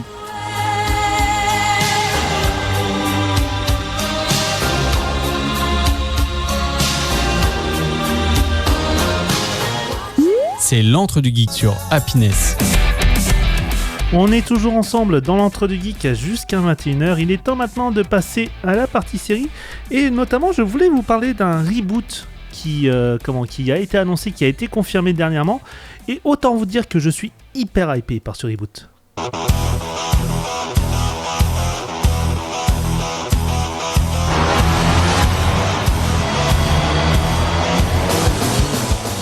Vous aurez bien évidemment reconnu la générique d'une de ces franchises les plus fantastiques du monde. Je parle bien sûr de Power Rangers, qui a été officiellement confirmé par les showrunners Dan Shotz et Jonathan Steinberg, connus d'ailleurs pour leur travail sur Percy Jackson et les Olympiens. Alors ils ont annoncé qu'il y aurait du coup un nouveau Power Rangers qui reviendrait sur Disney+. Alors pas vraiment de date de sortie pour le moment, on ne sait pas trop encore ce qu'il en est, mais toujours est-il que cette adaptation des Super Sentai à la version américaine, du coup, va revenir. Et ça, c'est beau, c'est magnifique. Voilà, c'était juste ça. Je voulais dire que... Tu voulais finir l'année en parlant, quoi. Je voulais finir l'année en parlant. Je sais que Rodrigue m'avait payé aussi pour que j'en parle. Donc voilà, j'en ai parlé. C'était le petit truc en plus. Voilà. Benoît, voilà, sans transition, Benoît, tu veux également nous parler d'une série qui va reprendre aussi? Ouais.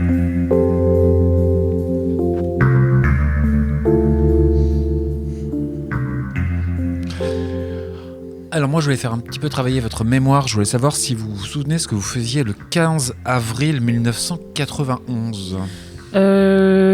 Avril, j'attendais la naissance de ma petite sœur. Moi, je pense que je dormais avec un biberon, j'avais 1 an. J'avais même pas 1 an. Je m'attendais à ces excuses. Moi, j'étais en 3e. J'étais pas né. Voilà, chacun son truc. Si, j'étais né, hein. Ouais. À peu près comme Morta. Ouais, moi, je me souviens, j'étais dans le salon familial. J'étais devant ma télé sur cette grande chaîne, la 5, et je regardais la diffusion du premier épisode de la série télévisée Twin Peaks. Et je dois bien avouer que je pense que j'ai encore une partie de moi-même qui habite dans cette ville imaginaire. Cette série télé co-créée par David Lynch, évidemment, et Mark Frost. Et si j'en parle, c'est qu'à partir du mois de janvier, Arte va mettre en ligne l'intégralité de la série librement, gratuitement. Donc, pour rappel, il y a 2 saisons, 2 premières saisons qui datent de 91. La première fait 7 épisodes. Ça a bien marché, donc la deuxième, on a mis un petit peu plus de sous pour la suite, il y en aura 22. Malheureusement, l'histoire est connue. En fait, les audiences vont s'amenuiser et le studio va vraiment demander, harceler les 2 créateurs pour qu'ils révèlent qui a tué Laura Palmer, le suspense qui accroche tous les spectateurs dès le premier épisode. Et une fois la révélation faite, bien évidemment, il y a une vraie baisse d'intérêt. Lynch sera très très très agacé d'avoir dû révéler l'assassin.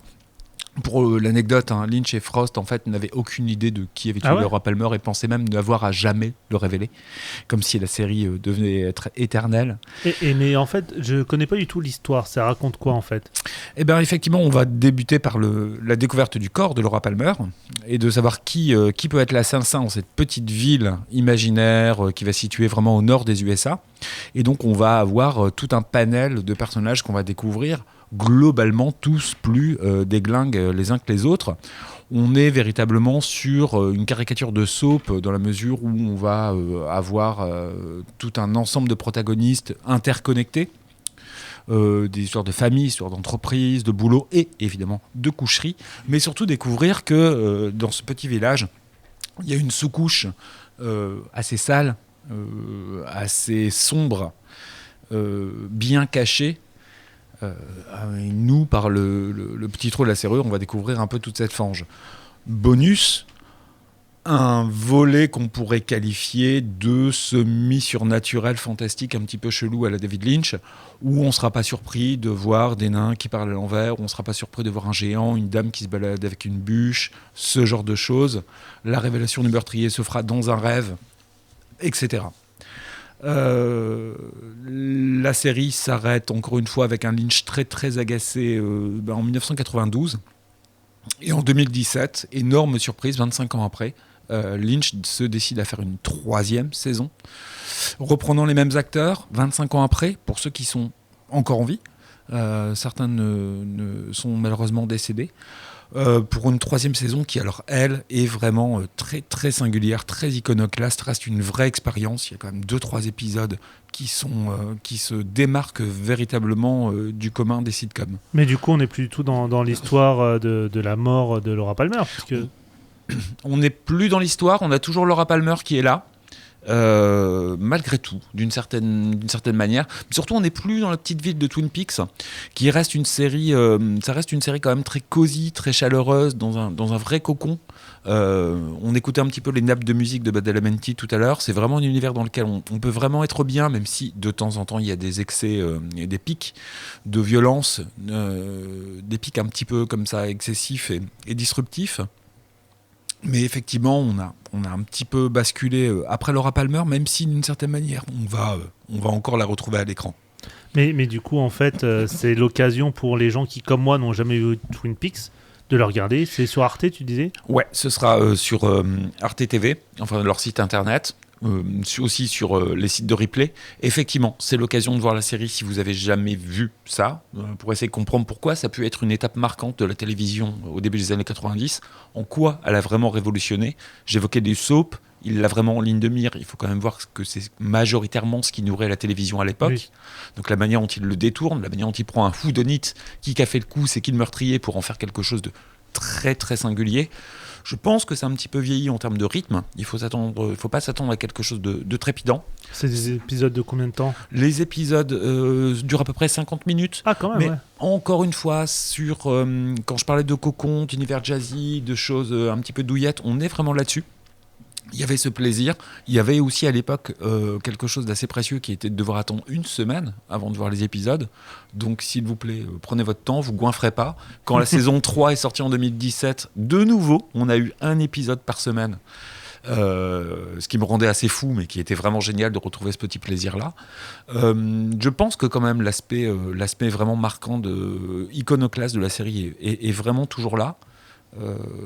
Et donne envie encore de retourner à Twin Peaks, d'explorer. Il existe des trucs, si vous êtes fan, Mark Frost a sorti des bouquins, Lynch a évidemment fait un film très très singulier, là aussi un petit peu en marge, tout simplement parce qu'il est, je pense, très amer que les gens aient fini par oublier qu'à la base, il y a une jeune fille qui a été assassinée et qu'on aimerait bien comprendre pourquoi, et que sa vie était peut-être pas si simple que ça. Je peux pas en dire beaucoup plus. C'était plus profond que ce qui n'en paraît, quoi. Ouais, c'est plus que de la cosmétique, mais voilà. Cette idée de revenir en cette saison, de boire du café, de manger les tartes cerises, personnellement, ça me ravit. Sabrina, tu voulais dire ? En fait, moi, je la conseille parce que si vous êtes sériephile, c'est vraiment, historiquement, un tournant dans la façon de penser et de construire les séries.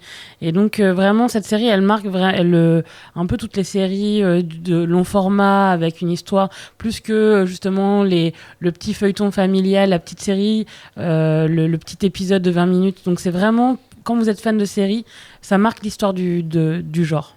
On continue toujours l'actu série avec notamment l'annonce de la saison 4 de Snowpiercer qu'on n'attendait plus vraiment, qui va sortir en France le 5 janvier prochain sur Série Club, donc c'est l'ultime saison, et dans cette 4e saison, on va retrouver les survivants un an après la fin de la saison, enfin dans l'univers, un an après la scission des 2 trains qui s'est passé dans la saison 3. Alors pour rappel, en fait, Snowpiercer, le principe est simple, la Terre est complètement gelée, c'est devenu une boule de glace, et certains survivants ont trouvé comme manière de survivre d'être dans un train en perpétuel mouvement, sauf que ce train en fait est extrêmement long, il s'appelle le Snowpiercer, et il est surtout composé de plusieurs wagons, dont notamment le wagon de queue, qui est celui des gens qui sont entrés dans le train de manière plus ou moins officielle, juste avant son lancement, de peur de mourir, et voilà. Et on va retrouver notamment les personnages qu'on connaît, comme Layton, comme Mélanie. Bref, à la fin de la saison 3, le train se séparait en deux, puisqu'il y avait eu plein d'aventures, et une partie du train conduit par Layton partait vers le Nouvel Éden, qui était un endroit où, justement, un peu sauvegardé par la rudesse du climat, permettait aux gens de sortir enfin du train. On verra bien ce qui se passera. Toujours est-il que on annonce une dernière saison qui va être soi-disant palpitante. On va être très honnête, la saison 1 était très sympa, la saison 2 aussi, la saison 3 commençait un peu à partir en cacahuète. Ça tournait pas mal en rond, il y a eu pas mal de rebondissements plus ou moins tirés par les cheveux. C'est un peu pour ça d'ailleurs que cette saison 4 a mis très très longtemps avant de sortir. Mais elle est sortie non, elle sort le 5 janvier sur Série Club en français. Elle est sortie aux États-Unis depuis un moment. Ah oui, depuis longtemps, depuis 2024. Ouais, sortie en 2024 aux États-Unis. Je me souvenais même pas, en fait. Moi, je crois qu'on avait fini à la dernière. Non, voilà. Mais à la base, c'est un film en plus. Enfin, à la base, c'est un bouquin qui a été fait. C'est une BD. Qui a été fait ensuite en film, et ils en ont fait une série. Voilà. Oui. Donc, à voir ce que ça va donner. Autre série également dont on a beaucoup parlé ces dernières semaines, et que moi, perso, j'ai un peu hâte de voir ce que ça va donner, c'est Lanterne, dont HBO Max a enfin dévoilé les premières images animées pour cette série qui est attendue en 2026, donc avec un focus sur Hal Jordan et Jon Stewart. Autant dire que ça va être très très sympa. Donc cette série qui va marquer le retour de Green Lantern sur les écrans 15 ans après l'échec de Ryan Reynolds et de son film Green Lantern en images de synthèse. On va avoir ici un côté très très terrestre. On annonce ici une série qui va être plutôt policière. Ça qui va être intéressant, c'est qu'on va quitter un peu le monde super-héroïque pour un côté policier avec bien évidemment des super-héros. Et le fait de voir Hal Jordan et Jon Stewart, donc les 2 premiers Green Lantern terriens, va donner un côté très intéressant, je pense. C'est à regarder, et en attendant, c'est attendu pour la fin de l'été 2026 sur HBO. Juste après du coup la sortie de la série Supergirl, qui elle sera prévue en juin 2026. Sabrina, tu voulais aussi nous faire un petit point sur les péripéties de l'aventure Netflix, Warner, Paramount et... C'est ça, c'est le nouveau feuilleton à la mode visiblement. En plus ça tombe bien. Est-ce que France Télévisions propose un truc aussi? Parce que comme tu parlais d'HBO Max, on est dans la transition. Alors la semaine dernière, on était là à mettre un peu la lumière sur les devants de l'affaire, avec Netflix qui avait proposé une grosse somme avant que Paramount essaye de court-circuiter le truc en faisant une surenchère, en faisant un peu une surenchère hostile, parce qu'au lieu de passer par le conseil d'administration, on passait par les actionnaires. Et là, le conseil d'administration semble avoir tranché en demandant aux actionnaires de rejeter les 108 milliards de dollars de Paramount Skydance. Et donc, c'est apparemment pas le plus gros chèque qui gagne. On refuserait un peu cette offre hostile. Donc ça a l'air de sentir bon pour Netflix qui avait déjà signé un contrat. Pour rappel, on est sur une somme de $30 par action chez Paramount contre 27,75$ pour Netflix. Et en fait, le conseil d'administration juge la proposition illusoire parce qu'ils remettent en cause la solidité financière en fait de Paramount, avec un bilan contre un bilan qui est plutôt lui impeccable, avec une stabilité financière et aussi sur le cours de la bourse de Netflix. Et pour le coup, là où Paramount elle proposait de tout racheter, Netflix elle veut que la Warner se déleste un peu de certains trucs, ne reprendrait pas tout. Elle, ce qu'elle veut, c'est les grosses franchises, DC Comics, Harry Potter, Friends et justement Lanterns, puisque elle veut racheter le catalogue HBO Max. Et en fait, on est un peu aussi dans une opération de survie pour Warner, c'est pour ça qu'elle veut aller sur Netflix. Après, il y a toujours derrière des enjeux politiques, parce que je vous rappelle que Trump, il n'est pas trop chaud pour que ce soit Netflix qui est la grosse part du gâteau. Je pense en effet que la politique a pris beaucoup de place dans cette affaire. Mais bon, à voir ce que ça a donné. C'est vrai que c'est très très étonnant de voir qu'ils refusent le chèque de Paramount. Parce qu'ils veulent miser sur quelque chose de stable, sur quelque chose de sûr, sachant que le contrat, il est déjà en cours en fait. On verra bien ce qui se passera. En attendant, c'était l'actu série de cette semaine. C'est l'antre du geek sur Happiness. Toujours ensemble jusqu'à 21h et on continue le monde geek et l'actualité du monde geek avec notamment le monde du jeu de société et un salon que l'on connaît très très bien, Horta, n'est-ce pas? Si je te dis Paris et Ludique, ça te parle? Oui, c'était très bien. C'était bien ça, ouais. C'était génial. Ouais, et en fait, ils viennent d'annoncer les prochaines dates pour l'année prochaine. Donc préparez-vous puisque se tiendra le vendredi 26, samedi 27 et dimanche 28 juin prochain, avec d'ailleurs des horaires très élargis puisque ce sera du 14h-20h pour le vendredi, 10h-20h pour le samedi et 10h-18h pour le dimanche. Donc de quoi se faire pas mal de jeux en espérant que cette année il n'y ait pas la pluie, parce qu'on va être très honnête, l'année dernière c'était un peu plus compliqué avec la pluie qui s'était invitée à la fête, alors que pourtant ça reste très sympa. Horta, toi t'en avais pensé quoi? Non, j'avais bien aimé, ouais. On avait pu découvrir pas mal de nouveaux jeux, c'était vraiment très très intéressant. Et d'ailleurs en parlant de nouveaux jeux, même si ça n'en est pas vraiment un, puisqu'on le connaît déjà et je vous avais d'ailleurs fait une chronique sur ce jeu qui est dispo en podcast sur happinessradio.fr, si je vous parle de Rift Band. Oui, LOL, League of Legends, c'est le TCG. Exactement, le nouveau pompe à pognon que mon banquier essaye de m'interdire, puisque ça y est, ils viennent de l'annoncer, le jeu de cartes physique de League of Legends va être disponible en français. Et je croyais qu'on l'avait, je suis désolé, annoncé la semaine dernière, ou c'était encore hypothétique la semaine dernière? Non, ça a été annoncé en fait, ça a été annoncé jeudi. Donc on ne savait pas encore. Là, ça y est, c'est sûr. À partir de mi-2026, c'est annoncé. Les joueurs francophones vont pouvoir avoir la version de Rift Band.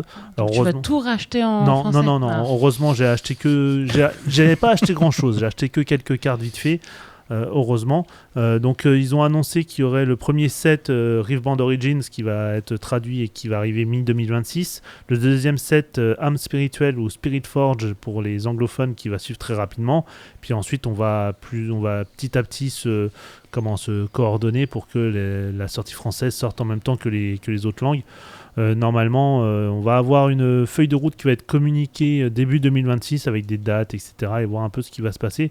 Donc Rift Band, ça reste quand même le jeu qui fait un peu parler de lui, notamment pour les fans de League of Legends, parce que voilà, c'est très sympa. Sabrina, on avait pu le tester. On l'a testé à SN. Et toi, t'en avais pensé quoi? Après, moi, je suis pas, j'étais bloqué par la situation.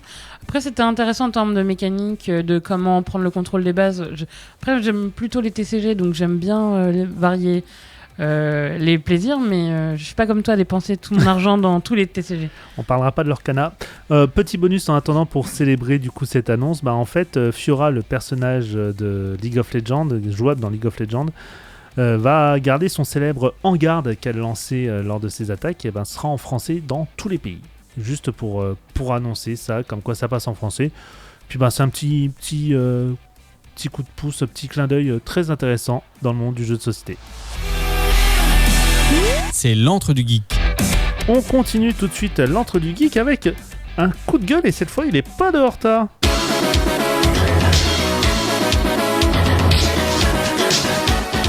Alors s'énervera pas, écoute, je vais commencer et puis on va voir jusqu'où ça nous mène. Alors cette semaine on a appris la signature d'un bel accord entre OpenAI, sociétés, maison mère, ChatGPT, Sora, donc de l'IA générative, et avec la société Disney. C'est la société Disney qui verse une petite obole $1 milliard à OpenAI. Ah, quand même. Au goutte d'eau. Franchement, $1 milliard, vu la valorisation boursière de la société, vraiment une goutte d'eau. $1 milliard plus pour 3 ans. La possibilité offerte aux utilisateurs de Sora d'utiliser à volonté toutes les créations dont Disney est propriétaire. Les personnages, les décors, les images, les univers, à l'exception des acteurs et de leur voix. Bon. Ça, c'est quelque chose qui, pour l'instant, ne fait pas partie du deal. Heureusement. Et voilà, ça veut dire que désormais, n'importe quel utilisateur de ces outils va pouvoir librement utiliser les personnages que Disney est fier de porter depuis si longtemps. Mais pour le moment, pourquoi tu râles ? Parce que ça permettrait du coup à quiconque de pouvoir travailler un peu avec des franchises connues de tous. Mais oui, tout à fait. Et on va même aller encore un tout petit peu plus loin parce que finalement, qu'est-ce qui intéresse Disney dans ce deal ? Ils versent de l'argent, ils donnent leur accord. Il y a 2 choses. La première, c'est que ils vont avoir la possibilité d'utiliser ces outils de création au sein de leur studio qu'ils comptent bien déployer. Et puis, ils comptent aussi sur les fans pour créer moult vidéos et autres animations qui pourront ensuite, à terme, être mis en ligne sur Disney+, pour venir alimenter leur contenu. Donc en fait, c'est un moyen d'avoir du contenu à moindre frais. C'est un moyen d'avoir du contenu à moindre frais, c'est un moyen d'avoir moindre frais sur la création de contenu en local. C'est pas sans ironie de la part d'une société qui, en quand même quelques années, était en train d'engager des services juridiques et des bataillons pour modifier la notion de droit d'auteur aux USA, tout simplement parce qu'on était dans les 100 ans de Mickey et qu'il était hors de question que n'importe qui puisse se l'approprier pour faire des trucs. Là, aujourd'hui, c'est libre, c'est gratuit. Disney, qui a toujours mis en avant ses créateurs, ses artistes, n'en a rien à foutre et donne toutes ses créations à n'importe qui, considérant que finalement on peut en faire ce qu'on veut et qu'il n'y a aucun véritable savoir-faire là-dedans. C'est bien connu. C'est la propriété, c'est du libre usage, c'est du fan art, allons-y, débrouillons-nous, mettons ça à dispo.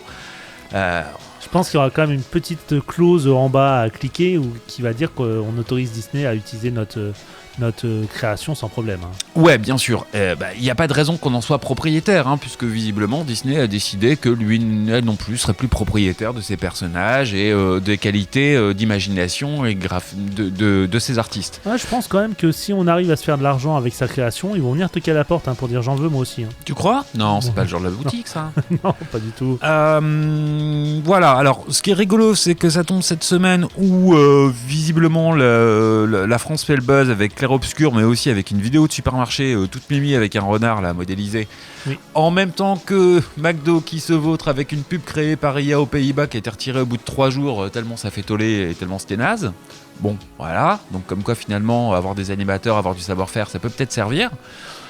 Il y a normalement des filtres qui seront mis en place. Mais alors pour ma part, mon petit jeu commence à rédiger des prompts vraiment vraiment sympas dans lesquels on pourra avoir les mots tels que Reine des Neiges, Fée Clochette, Roi Lion, rituel satanique, démembrement, anthropophagie, sang et carnage. Que des trucs pour Noël. Voilà, juste pour voir si véritablement on sera en capacité de pouvoir développer cette vidéo.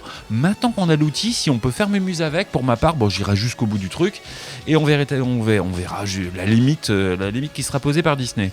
En attendant, et ça on sait pas trop encore quand est-ce que ça va être mis en place. À mon avis, assez rapidement. Normalement, tout ça, c'est du 2026 pour l'utilisation des persos dans Sora. La mise en ligne, pour l'instant, c'est vraiment très très flou. Je serai Disney, j'attendrai de voir les premiers résultats avant de m'emballer. Bon, on verra bien en attendant. Merci Benoît pour ce coup de gueule.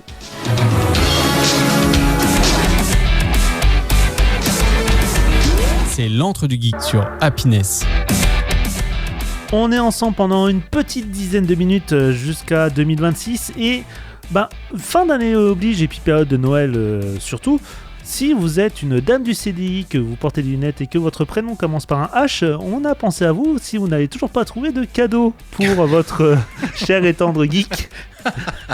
Donc on s'est dit tiens, donc autre auditeur qui aurait un geek dans son entourage et qui ne trouverait toujours pas de cadeau, et si on faisait votre wishlist. Horta, on va commencer par toi. Quel jeu tu aimerais voir, ou jeu, film, série, bref, tout ce que tu veux, de geek que tu aimerais voir apporté par Papa Noël? Ah mais en fait le Papa Noël il faudrait qu'il amène une machine, parce que moi mon problème comme je disais, j'ai pas pu jouer à Clair Obscur parce que je n'ai pas la machine qui va bien. En fait tous les jeux sur Unreal 5, quasiment tous, je peux pas les faire tourner, alors que j'ai une RTX 3060, un truc comme ça, c'est pas si vieux, mais je peux pas les faire tourner.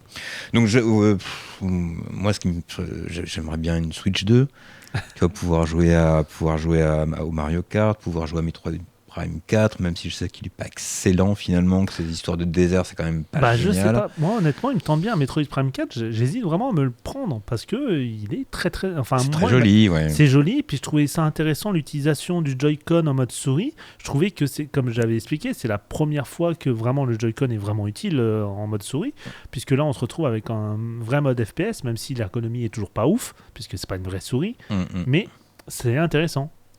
Ouais. Et puis il y a Split Fiction quand même qui m'avait bien fait de l'œil. J'avais adoré It Takes Two, j'avais joué avec ma compagne, j'ai joué avec ma fille. Là c'est les mêmes créateurs avec un univers Hero Fantasy, un univers SF, ça avait l'air sympa. J'aimerais bien qu'ils annoncent Clair Obscur sur Switch 2. Ça serait pas mal pour Noël. Tu vois, en off, je disais que j'avais pas d'envie geek, et en fait, Split Fiction, ça faisait partie des choses que dans l'année j'avais eu envie de tester. Ça, c'est les jeux à deux, c'est les jeux coop. Enfin, t'es sûr de passer un bon moment. Moi aussi, je la mets sur ma liste. D'ailleurs, je viens de recevoir un message à ta destination, Horta. Papa Noël va devoir gagner au loto. Voilà. Donc désolé. Mais sinon, en jeu de société, vous savez qu'il y a une extension qui arrive pour Dune Imperium Insurrection. Ah bon, il y a une extension, mais elle n'arrive pas pour Noël, malheureusement. Ah, c'est dommage, on ne pourra pas y jouer cette année. Mais sinon, dans les jeux de société experts, moi j'ai joué dernièrement à SETI et ça m'a beaucoup plu. Un jeu d'exploration spatiale. C'est vrai qu'il a l'air intéressant. Un gros jeu euro. Je sais pas si Baptiste en a parlé. Oui, Baptiste en a parlé. Il l'a beaucoup aimé. Il a poncé aussi ce jeu. Ouais, c'est pas mal. Ouais, c'est chouette. Hein. Je sais que je vais pouvoir le tester à Noël parce que je l'offre à mon petit frère. Donc il m'écoute pas, donc c'est pas grave. Je peux le dire. Il sait pas. Il gardera la surprise.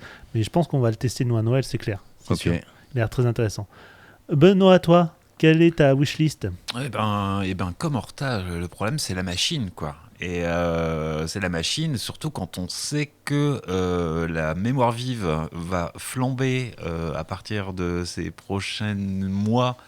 Il va vraiment y avoir une montée aux enchères, mémoire vive. T'as un scoop là-dessus ? Qu'est-ce qui se passe ? Écoute, tout simplement, on sait très bien qu'on a une tech pour Disney, nourrir Disney+, et faire tourner Sora. On sait très bien qu'il y a une surenchère du composant. Il y a une surenchère de la carte graphique. Pour les cartes graphiques, oui. Et de la mémoire aussi. À la RAM aussi. Ouais, et de la RAM, qui fait qu'aujourd'hui, si les prix sont chers, c'est encore du stock. Et qu'à partir du moment où les composants vont voir leur prix augmenter, on sait aussi que le prix des machines va flamber. Donc, il n'y a pas vraiment d'encouragement à dire achetez tout de suite maintenant une Switch 2, une PlayStation 5, du gros PC. Mais n'empêche, on sait qu'on est parti pour quelques mois vraiment à la hausse. Ah oui. Pas pour rien que Valve annonce pas de prix, vraiment, sur sa fameuse Steam Machine, on y revient. Ça fait quand même l'annonce à plus d'un mois et demi. C'est vrai qu'on n'a toujours pas de prix officiel. Il n'y a toujours pas de prix officiel. Bon, voilà. Alors après, qu'acheter, que faire, je conseillerais personne. Moi-même, je suis dans le flou complet. Je pense que ça dépend aussi des questions d'exclusivité. Si on a envie de jouer à Metroid, si on a envie de jouer à Relay, si on a envie de jouer à Mario Kart, forcément c'est une Switch 2. On trouvera pas ça sur PlayStation, mais sur lesquels on trouvera peut-être au moins Clair Obscur et d'autres types de jeux, quoi. Donc PC, quoi. Ouais. C'est PC ou Switch, quoi. Ou PC. En fait, on en arrive vite là. C'est que les joueurs de PS5, moi, je possède une PS5, mais j'y joue pratiquement jamais parce que maintenant que j'ai un PC gamer. Les jeux tournent sur mon PC. Comment il a des problèmes de riche. Pardon, désolé. Ouais, j'ai une Switch 2, une PS5, un PC gamer. Je ne sais que faire. Moi, le problème, c'est pas le matériel. Moi, c'est vraiment le temps. J'ai trop de choses chez moi. Alors, pour le coup, c'est vrai.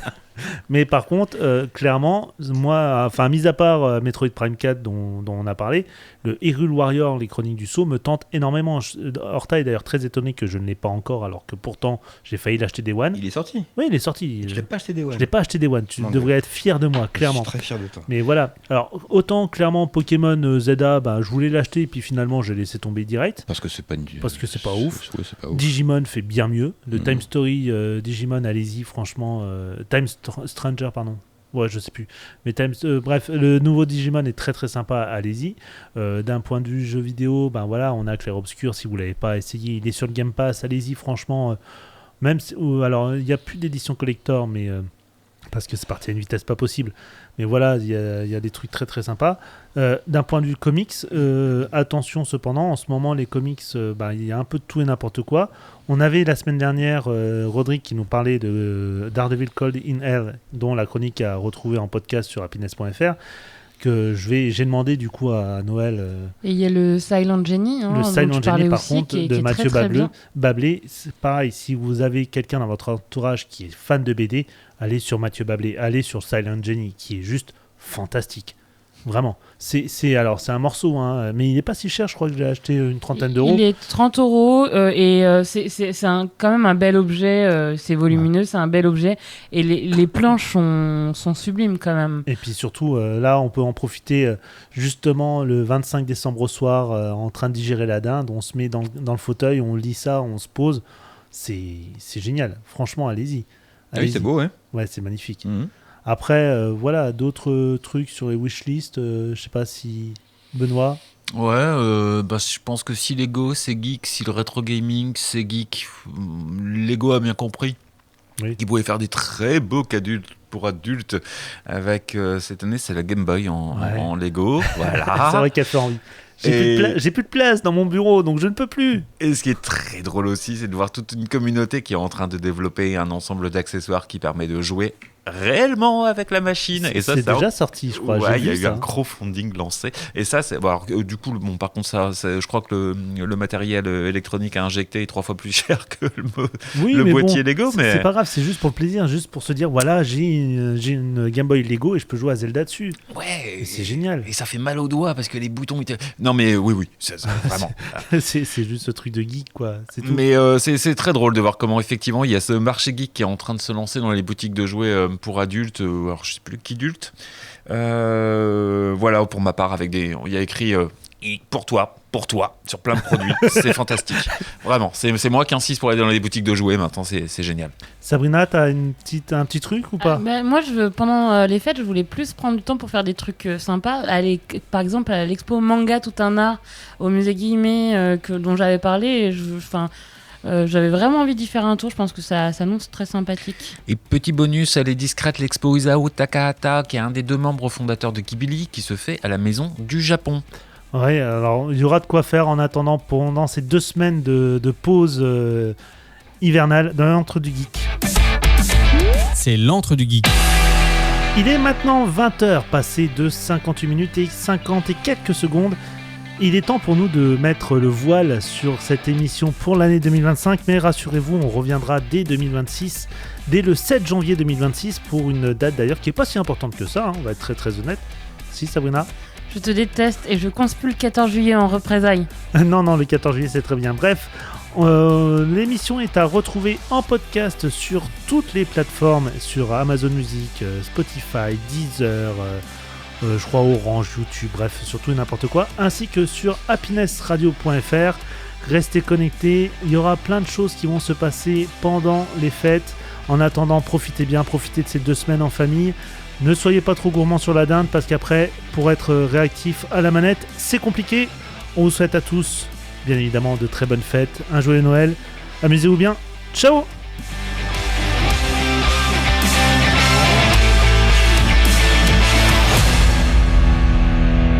Mercredi de 19h à 21h, c'est l'Antre du Geek sur Happiness.